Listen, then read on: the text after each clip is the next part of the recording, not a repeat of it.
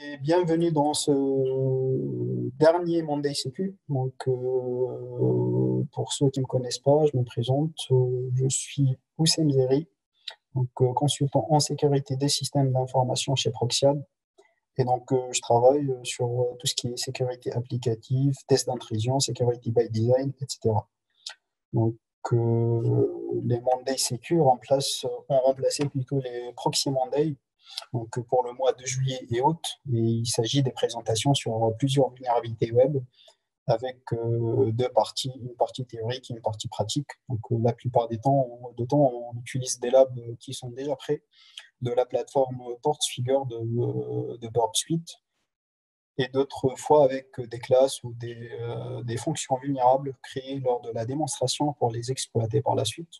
On commence toujours par présenter la vulnérabilité d'un point de vue théorique, la façon avec laquelle l'attaquant ou le hacker peut exploiter cette vulnérabilité, l'impact et quelques mesures de protection. Et on finit la présentation par une démonstration technique pour montrer justement comment cet utilisateur malveillant peut exploiter cette faiblesse pour réaliser son attaque sur l'application web vulnérable. Donc, je fais un petit récap sur les présentations précédentes. Donc, on a commencé le 6 juillet par la vulnérabilité 8 dans le top 10 de l'OASP, qui est la désérialisation non sécurisée. Et on a vu comment exploiter une fonction de désérialisation vulnérable pour récupérer un fichier sensible hébergé sur le serveur qui héberge l'application. Le 13 juillet, c'était la vulnérabilité SSRF, et on a vu comment exploiter la relation de confiance entre le serveur de l'application et d'autres composants back-end pour avoir une sorte de données confidentielles. Le 20, c'était la vulnérabilité XML External Entities ou XXE. Donc, puis on a vu comment accéder à des fichiers en utilisant ce qu'on appelle les entités externes XML. Le 27, c'était une introduction aux attaques XSS et on a vu ensemble comment détecter ce genre de failles dans les applications web et aussi quelques techniques de remédiation de l'OASP, comme par exemple la validation ou l'encodage des entrées. Le 3 août, c'était la vulnérabilité, je crois, numéro 3 dans le top 10 de l'OASP, qui est l'exposition des données sensibles. Et on a vu comment on peut exploiter, par exemple, les commentaires dans le code source de l'application pour avoir une sorte de données sensibles. Le 10 août, c'était la vulnérabilité Broken Access Control. Et on a vu ensemble les différents types de contrôle d'accès et aussi comment peut-on exploiter les faiblesses au niveau de ce système qui est sensible.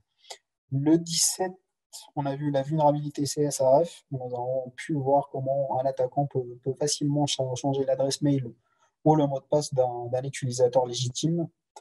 Et on a vu ensemble aussi si cet utilisateur victime est un admin sur l'application web, donc le hacker ou l'attaquant peut prendre le contrôle total de l'application. La semaine dernière, nous avons vu la vulnérabilité Directory Traversal, qui est une vulnérabilité quand même critique et facile à exploiter. Et on a vu comment un attaquant peut accéder à des fichiers restreints et exécuter des commandes en dehors du répertoire assis du serveur web d'une application vulnérable. Normalement, les replays sont disponibles déjà sur la chaîne YouTube de Proxiad. Et je tiens à dire aussi que les Proxy Mondays vont reprendre la semaine prochaine avec une intervention de Stéphane Lévy, le directeur général de Proxiad. Ok, donc la présentation d'aujourd'hui, c'est sur la vulnérabilité OS Command Injection, qui se produit généralement lorsque un attaquant tente, par exemple, d'exécuter des commandes au niveau du système par le biais d'une application web vulnérable. Donc, les applications sont considérées comme vulnérables aux injections de commandes système d'exploitation si elles peuvent être manipulées pour exécuter des commandes système non autorisées via l'interface web. Ok, donc le sommaire, comme d'habitude, rien n'a changé. On commence par présenter la vulnérabilité. son impact, quelques mesures de protection, et on finit la présentation par une démonstration technique.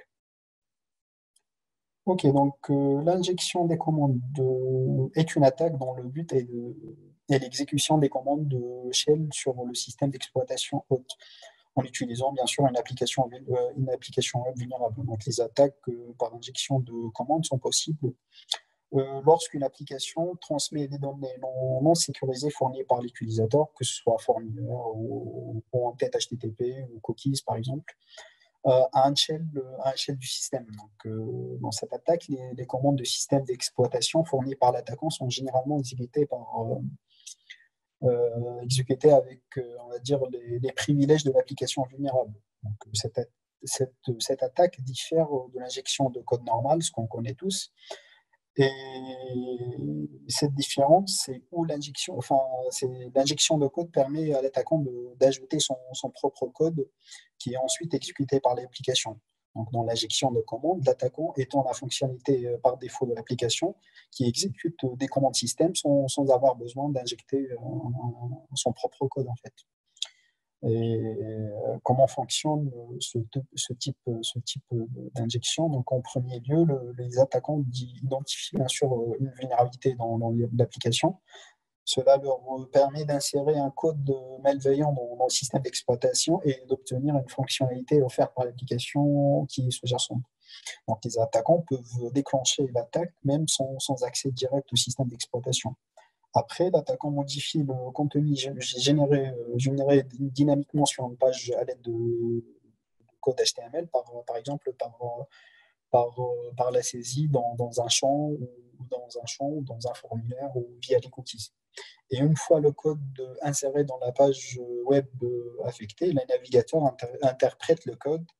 Donc, cela permet aux attaquants d'exécuter des commandes spécifiques sur que ce soit les ordinateurs des utilisateurs ou les réseaux des utilisateurs sur le réseau du système infecté. Donc, les impacts de ce genre d'attaque ou de ce genre de vulnérabilité qui est injection de commandes du système d'exploitation peuvent être des fois mineurs et des fois très graves. Donc, un attaquant peut altérer ou compromettre une base de données, voler des dossiers clients, utiliser par exemple une API pour lancer un événement spécifique ou lancer une attaque par déni de service, ou ce qu'on appelle le DDoS. Donc, une fois que les attaquants ont pris le contrôle d'un serveur, ils peuvent utiliser l'application sous-jacente pour justement exploiter toutes les capacités intégrées au logiciel. Donc, les impacts qui en résultent déterminés par les autorisations des utilisateurs et la protection de la sécurité de l'organisation en question. Donc, de plus, les attaquants peuvent conserver l'accès au système même après qu'une organisation a détecté déjà et corrigé la vulnérabilité de l'application. Et donc, en exploitant cette vulnérabilité, les attaquants peuvent aussi ajouter des commandes supplémentaires ou injecter leurs propres commandes de système d'exploitation. Donc, cela signifie que lors d'une attaque par injection de commandes, un attaquant peut facilement prendre le contrôle complet du système d'exploitation hôte du serveur web. Et ça, c'est le cas de notre dernier lab pour aujourd'hui. Ok, donc le moyen le plus efficace pour prévenir ce genre de vulnérabilité d'injection de commandes est de ne jamais appeler de commandes de système d'exploitation à partir du code de la couche applicative. Donc, dans pratiquement tous les cas, il existe d'autres moyens de mettre en œuvre la fonctionnalité en utilisant par exemple des API plus sécurisées. Et si on ne peut pas éviter d'appeler les commandes système d'exploitation avec des entrées fournies par l'utilisateur, il faut soit empêcher la manipulation à la source, ça veut dire que toute application accessible par un navigateur web doit éviter les données contrôlables par l'utilisateur dans les commandes système d'exploitation. Donc, les équipes de développement et de sécurité doivent plutôt se concentrer sur l'utilisation d'un code qui ne permet pas la manipulation des tâches au niveau du serveur par des commandes involontaires. Ou, s'il est possible, de trouver un moyen plus sécurisé d'effectuer des tâches au niveau du serveur. Donc, il est alors essentiel de valider strictement toutes les données ou toutes les entrées utilisateurs Donc, cela se fait souvent en utilisant ou en créant une liste blanche de valeurs acceptables ou autorisées. Donc, c'est le cas de certaines organisations qui limitent la saisie à enfin, les entrées utilisateurs à des courtes chaînes alphanumériques.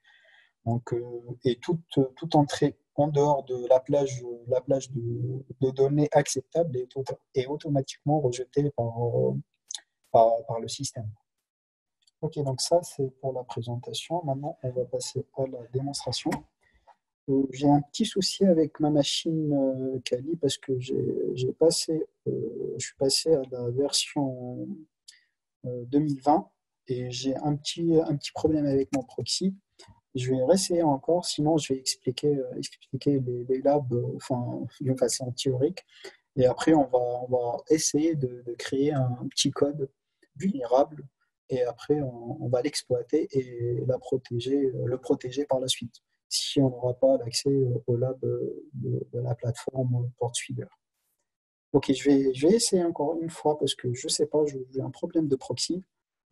Si je veux passer par Borp, donc je veux récupérer toutes les requêtes en utilisant le proxy web Borp, ça ne marche pas. Je ne sais pas pourquoi. Attendez, je vais lancer Borp suite.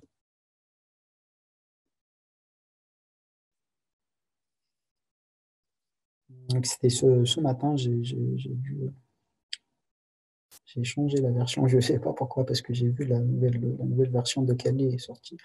Et depuis, j'arrive pas à accéder, j'arrive pas à récupérer le trafic par Borp suite en utilisant le proxy. Donc là, c'est bon.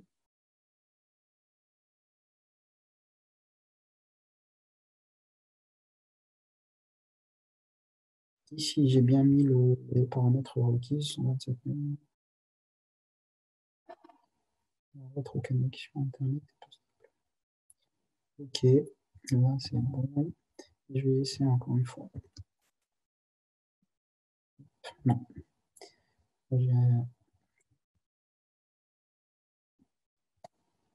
toujours pas. Je ne sais pas c'est quoi le problème. Normalement, ici, on est sur le même port qui est 80-80. Je ne sais pas pourquoi ça ne marche pas.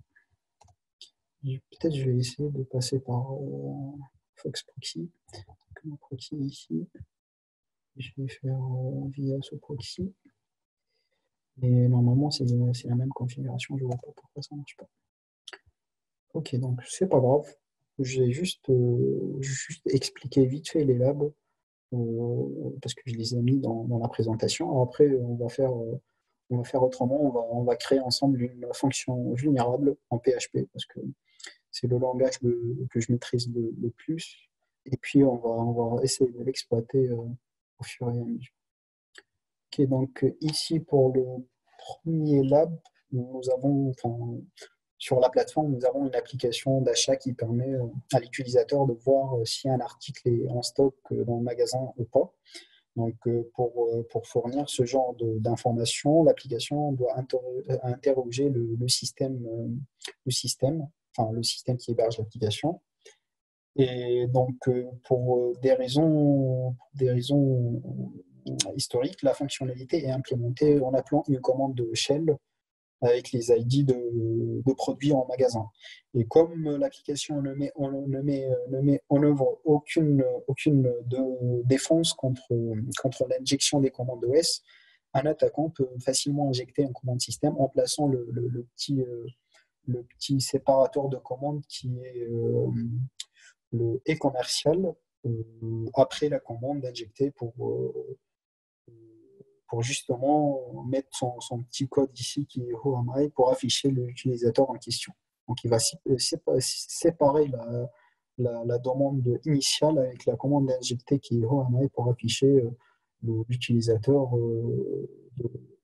de, de la machine ou de ce lab. Donc il aurait pu aussi faire d'autres commandes, par exemple ls-ala ou cat/etc/passwd pour afficher le contenu du fichier qui comporte la liste des utilisateurs dans Linux.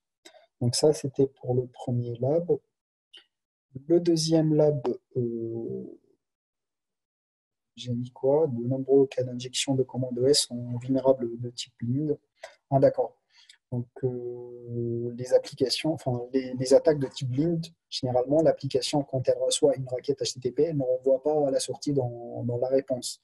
Donc, dans ce cas, dans Solab, on a un site web qui permet aux utilisateurs de soumettre, enfin, de publier des commentaires sur le site. Donc, l'utilisateur saisit son adresse électronique, son message, et son message de retour ou d'avis. Et l'application côté serveur génère ensuite un courrier électronique à l'intention de l'administrateur du site ce message contient ce petit retour fait par l'utilisateur. Et donc, pour exploiter ce lab, on a utilisé une commande injectée qui déclenchera un délai, donc, qui permet de confirmer que la demande a été exécutée en fonction du temps que prend l'application pour répondre par la suite. Donc, on a utilisé la commande de ping ici avec -c10 et l'adresse de loopback, ce qui signifie que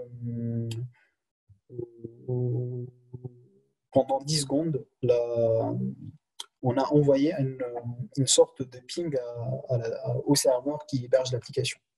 Donc voilà.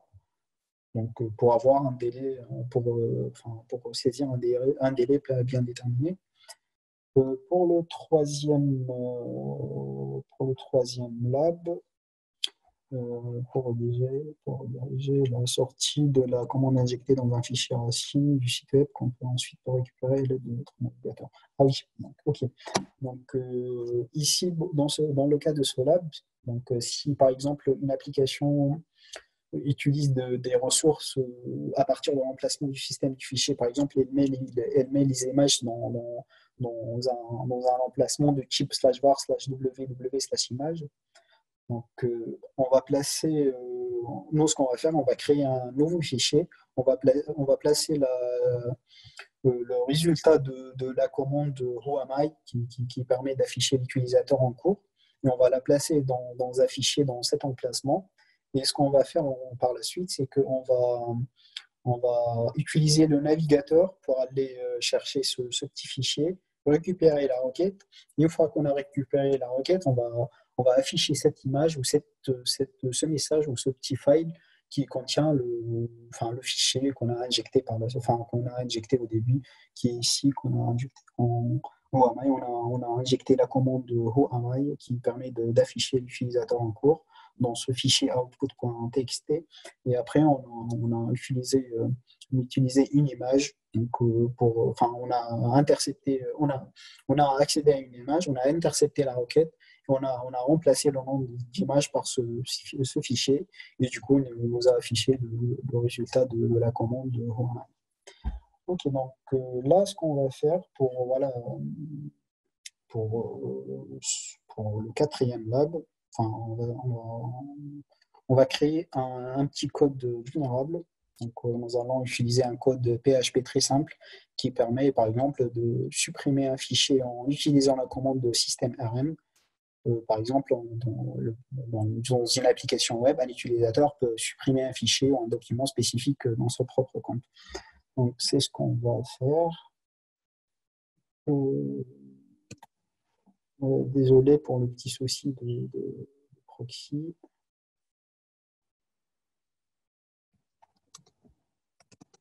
Mais on va essayer de remplacer ça par un lab en temps réel. Okay.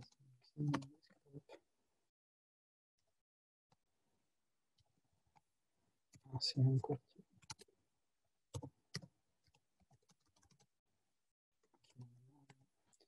Ok, donc on va créer un petit script PHP, on va l'appeler delete.php.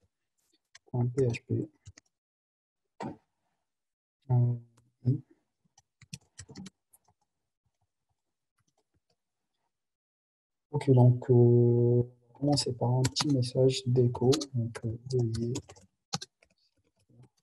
le fichier à supprimer. Après, on va faire un petit retour à la ligne.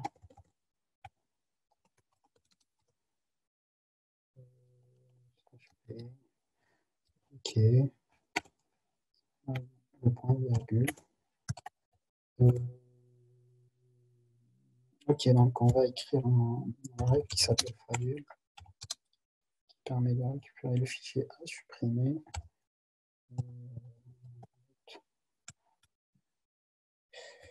On va l'appeler le paramètre file name, ok. Et après, on va la rendre vulnérable justement ce petit code en utilisant en utilisant l'appel à une commande système qui est rm pour justement supprimer le fichier en question.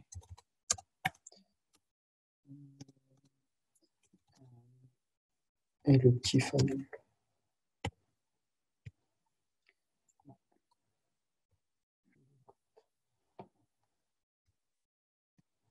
Ok. Et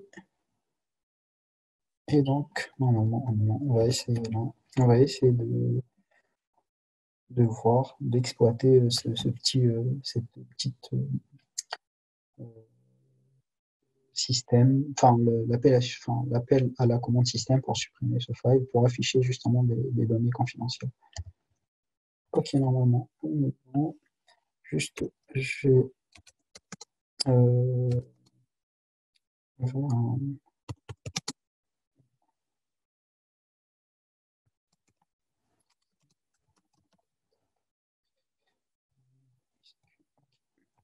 juste un php-s pour mettre l'écoute dans le port, pour faire un petit serveur web qui écoute en local sur le port 80.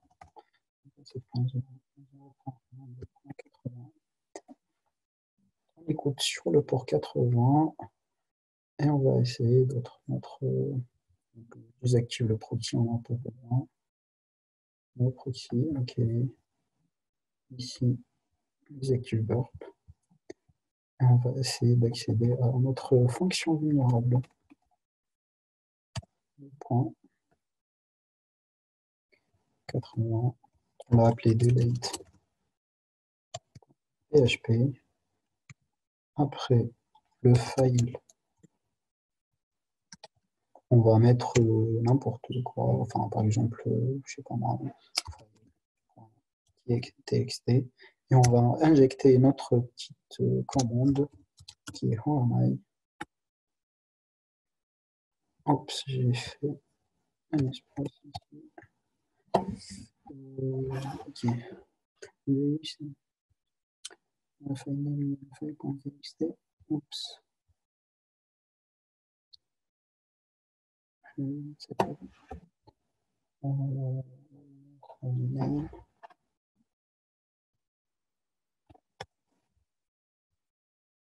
Ah oui, j'ai mal écrit.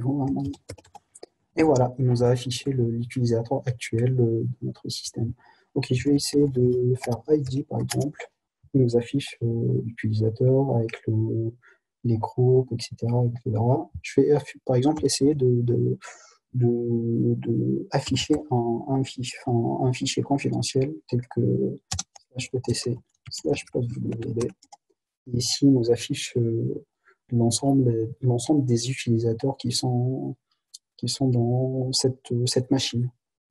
Ok, ça c'est pour l'application vulnérable. Ici, on va essayer ensemble d'ajouter une technique d'échappement, ce qu'on appelle la technique d'échappement, pour justement sécuriser notre code contre ce genre de faille. Donc, on va revenir à notre code, juste je ferme ça, et on va modifier notre code de façon qu'il soit protégé contre ce genre de vulnérabilité. Donc, on va commenter ici. Et on va utiliser. Pourquoi ça fait comme ça normalement? Ouais. Ok, donc on va utiliser ce qu'on appelle la fonction escape shell cmd. C'est une fonction PHP qui permet justement d'échapper l'utilisateur, enfin d'échapper les caractères qui servent voilà, qui sert à exécuter des commandes de shell ou des commandes de OS. Donc elle s'appelle escape shell cmd. me rappelle plus du syntaxe. On va le voir ensemble. Escape shell, ouais. Donc voilà la fonctionnalité. Donc je vais mettre en français. C'est une fonction qui permet d'échapper tous les caractères, qui permet d'échapper tous les caractères de la chaîne commande qui pourraient avoir une signification spéciale dans une commande shell. Bah, ok. Donc on va essayer d'utiliser cette fonction pour justement échapper à notre petit point virgule qui nous permet d'injecter un code. Donc comment on va faire? On va garder le même syntaxe. On va utiliser une variable qui s'appelle escape. Et ce variable égale escape. Et ici, on va mettre notre petit code qui est rm.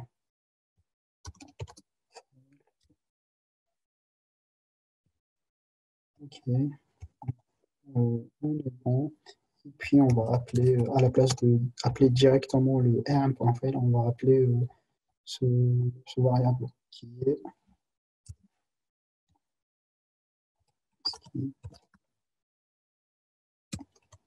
commande.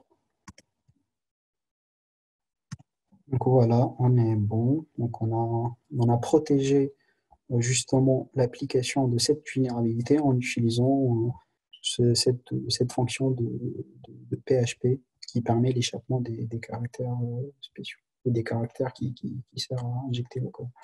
Ok, donc on enregistre, on relance notre petit serveur qui code sur le port 80 et on refait le test. Donc je vais essayer de faire le test pour afficher directement le file. Donc ça marche. Ici on fait oh my, rien qui est affiché. Si on refait cut par exemple slash donc très bien. Donc le petit code de la fonction échappe le petit caractère qui est point virgule et donc on ne peut pas afficher. On a protégé notre fonction contre ce genre d'injection. Donc voilà, la présentation d'aujourd'hui normalement est finie. Donc désolé pour le souci avec les labs, mais heureusement on a pu surmonter ça en utilisant une application en temps réel, une petite fonction vulnérable, et on a vu ensemble comment on peut protéger ce genre d'attaque. Donc voilà, la présentation d'aujourd'hui est finie. J'espère qu'elle vous aura plu.